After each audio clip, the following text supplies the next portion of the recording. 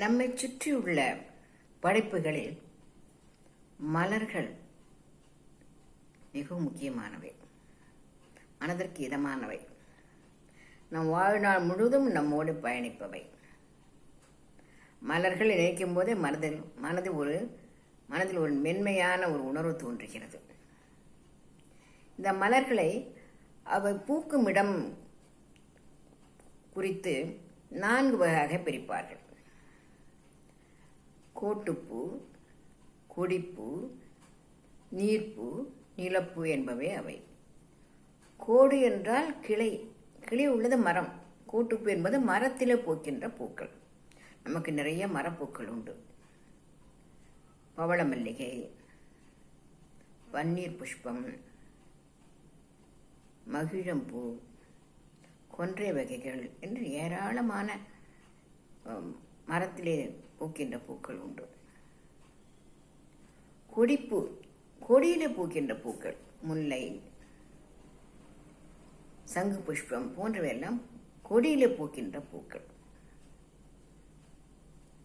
நீர்ப்பூக்கள், நீரிலே பூக்கின்ற பூக்கள், தாமரை, நீலோத்பலம், அல்லி இவையெல்லாம் நீரிலே பூக்கின்ற பூக்கள். நிலப்பூக்கள் என்பன நிலத்திலே, அதாவது அதை செடி பூக்கள் என்றும் சொல்வார்கள், புதர் பூக்கள் என்றும் சொல்வார்கள். நமக்கு நிறைய அதுவும் உண்டு. தும்பை, அந்தி மந்தாரை, கனகாம்பரம் இவையெல்லாம் நிலத்திலே செடிகளாக வளர்ந்து பூக்கின்றன. இந்த பூக்கள் எல்லாம் உற்று பார்த்தால் ஒரு செய்தி தெரியும். பகல் நேரத்தில் பூக்கின்ற பூக்கள் எல்லாம் வண்ணமயமாக இருக்கும், கலர்ஃபுல் என்று சொல்வார்கள், அப்படி இருக்கும். இரவில் பூக்கின்ற பூக்கள்லாம் அநேகமாக வெண்மையாக இருக்கும். இது ஒரு குறிப்பிடத்தகுந்த செய்தி. அந்தி வேளையில் ஒரு பூ பூக்கும், அந்தி மந்தார் என்று சொல்வார்கள். ரொம்ப அழகாக இருக்கும் அந்த பூ, செடிப்பூ. அது அழகாக இருக்கும். இந்த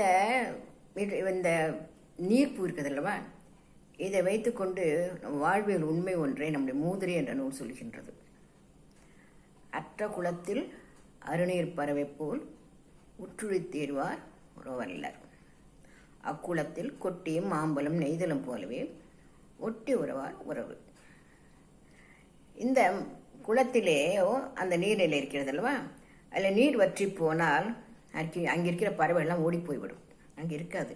ஏன்னா அவற்றுக்கான ஆகாரங்கள் எதுவும் கிடைக்காது, ஓடி போய்விடும். ஆனால் அந்த கொட்டிய மாம்பழம் நெய்தலும் ஆகிய அந்த மலர்கள் இருக்கின்றனவா, அந்த மலர்கள் எல்லாம் அங்கேயே இருக்குமா. அந்த கிழங்குகள், விதைகள் எல்லாம் அங்கேயே இருக்கின்றன. அவங்க விட்டு போவதில்லை. மீண்டும் தண்ணீர் போது உயர்த்திவிடும். அப்படியே அங்கேயே இருக்கும். அங்கே விட்டு தண்ணீர் போய்விட்டது என்று அங்கேருந்து போய்விடவில்லை. அவை உறவுகளும் அப்படித்தான். அப்படி இருப்பவை தான் உறவுகள். பறவைகள் போல ஓடிப்போனவை உறவுகள் அல்ல. இந்த குட்டி மாம்பழம் நெய்தலும் அங்கேயே இருக்கின்றன அல்லவா, தண்ணீர் வற்றி விட்டது என்பதற்காக ஓடி போய்விடுகிறது அல்லவா.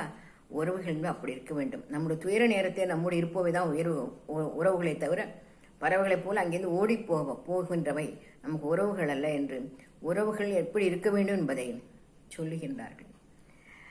இந்த பூக்களை எப்படி பறிக்க வேண்டும், எவ்வாறு அவற்றை பூஜைக்கு பயன்படுத்த வேண்டும். ஏனென்றால் பூக்கள் தனி மனித பயன்பாட்டும் இருக்கின்றன, பூஜைக்கும் இருக்கின்றன. பூஜைக்கு மிகவும் முக்கியமான வகை மலர்கள் தான். அவற்றை முகர்ந்து பார்க்கக்கூடாது. அவை பூஜைக்கு பிறகு அவற்றை நிர்மாலயம் என்று சொல்வோம். நிர்மாலயத்தையும் அவற்றை புனிதமாக நாம் அவற்றை அங்கிருந்து எடுத்து செல்லும்போது கூட புனிதமாக அதை ஒரு செடி கீழே போடுவோம். அப்படித்தான் செய்யணும். தவிர அதை குப்பைன்னு நினச்சி தூக்கியெல்லாம் போடக்கூடாது. இப்படியெல்லாம் அவற்றுக்கெல்லாம் நிறைய விதிமுறைகள் இருக்கின்றன. அப்படிப்பட்ட விதிமுறைகள் எல்லாம் சரியாக கடைபிடிக்க வேண்டும். நமக்கு மனித பயன்பாட்டிலே தலைக்கு வைத்துக் கொள்கின்றோம், மாலையாக போட்டுக்கொள்கின்றோம், முக்கியமானவர்கள் வரும்போது அவற்றுக்கு மாலை அணிவிக்கின்றோம், இப்படியெல்லாம் செய்கின்றோம். ஆனால் பூஜையிலே அவற்றை விதவிதமாக பூஜைக்கு பயன்படுத்துகின்றோம். இறைவனுக்கு மாலையாக சாற்றுகின்றோம், பூஜைக்கு அர்ச்சனைக்கு பயன்படுத்தினோம். இப்படி பல வகையிலும் பயன்படுத்தப்படுகின்றன. இந்த மலர்கள் குறித்து ஏராளமான செய்திகள் இருக்கின்றன. சிலவற்றையெல்லாம் அடுத்து வரும் பதிப்புகளிலே பார்க்கலாம்.